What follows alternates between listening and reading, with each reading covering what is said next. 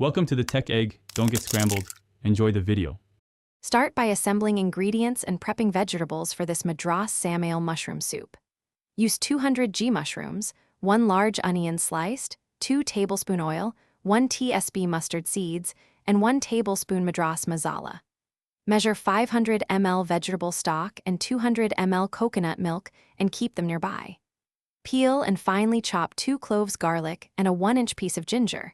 Mince and set aside. Chop mushrooms into quarters and slice the onion thinly so they cook evenly and release flavor quickly while you heat the pan.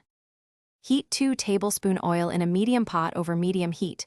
When shimmering, temper 1 tsp mustard seeds until they pop. Add the sliced onion and sauté for 5 minutes until translucent and softened.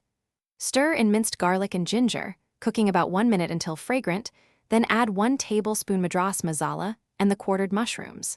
Toss to coat, then pour in 500 ml vegetable stock and bring to a gentle simmer. Cover and cook for 15 minutes until mushrooms are soft and the spices have infused the broth. After simmering, remove the pot from heat and carefully blend the soup until smooth using an immersion blender or a countertop blender in batches.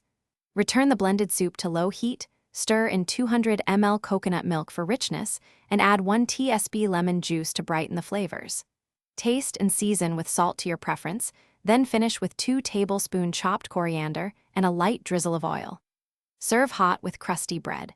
Cool leftovers quickly. Store in an airtight container up to 3 days and reheat gently on low.